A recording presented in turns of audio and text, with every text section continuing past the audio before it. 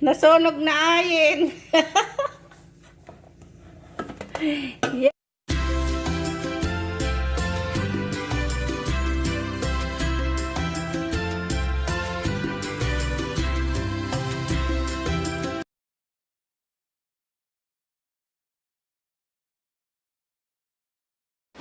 Hi guys! So for today, mag-unbox tayo nitong air fryer na nabili ko sa Shopee. And for the shop link, you can check my description box sa baba.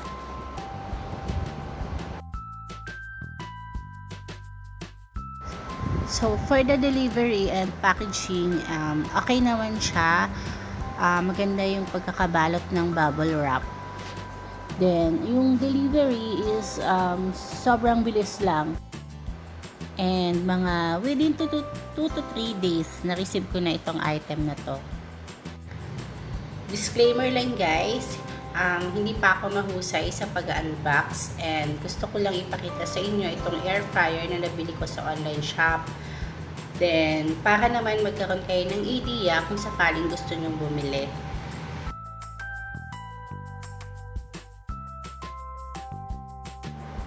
And nabili ko nga ito on sale for less than 2,000. Yan. So, this is a 4.5 liters air fryer.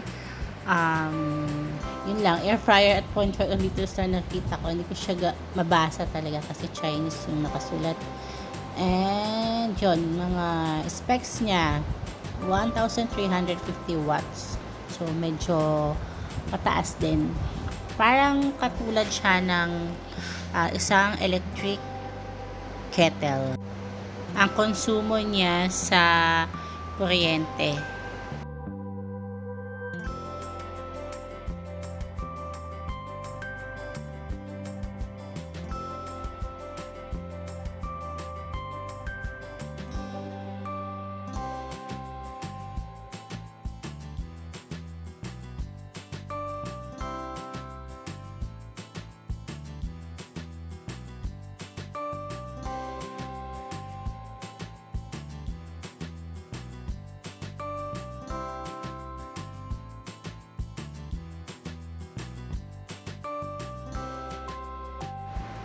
Yan. So, ito na yan, yung box. And ito na siya.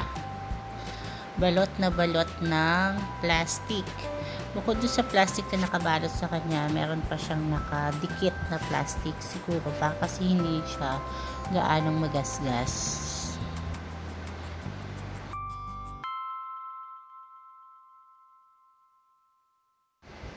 Para siyang water jug. So, makikita natin, meron siyang 2 knobs for the temperature and for the timer.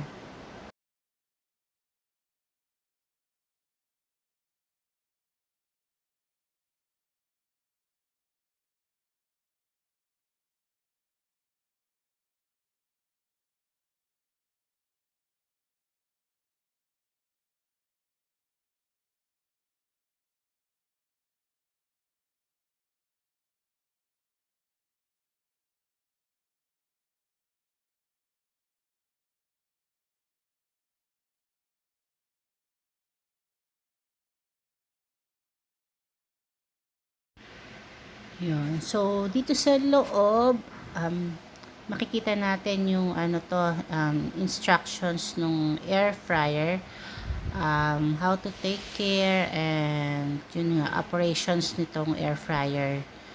Tapos, meron din siyang instructions doon sa mga food. Kung ilang minutes mo siyang iluluto at saka yung temperature niya. So, yun nga, may kasama siya dripping tray or yung pinaka-tray niya doon sa loob. At saka itong pinaka-rubber sole ng air fryer.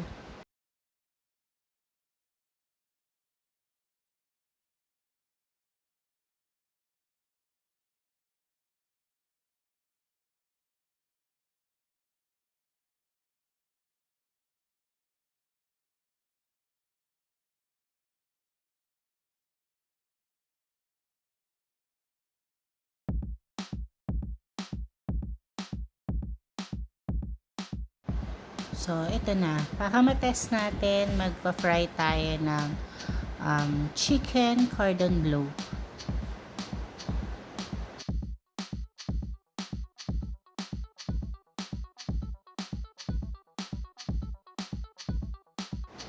So, sinet ko siya for 180 degrees Celsius for, sabi is 18 minutes.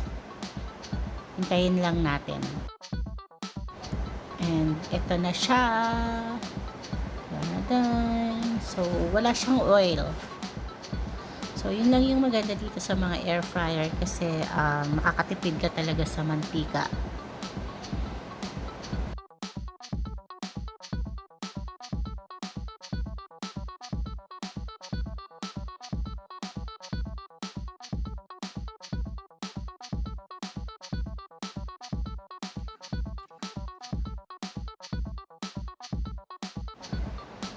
So, ayan, luto siya. Then, mag-try din tayo ng hash brown.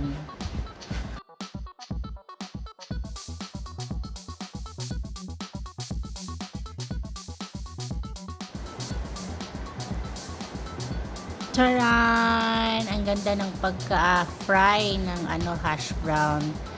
Yan. Wala din siyang oil. So, less oil talaga yung nagagamit. Yan. Tapos, ngayon naman, try naman tayo ng pork chop. Wala ding oil.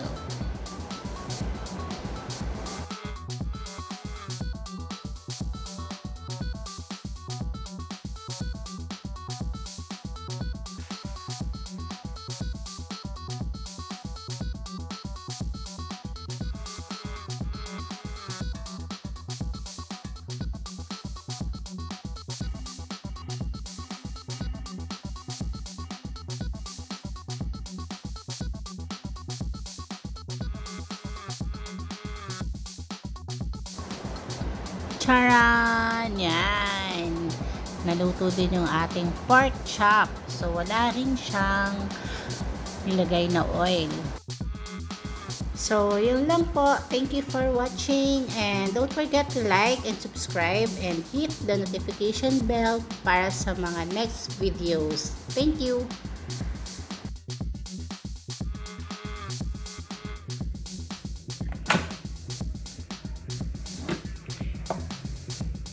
Nasunog na ayin. Yeah.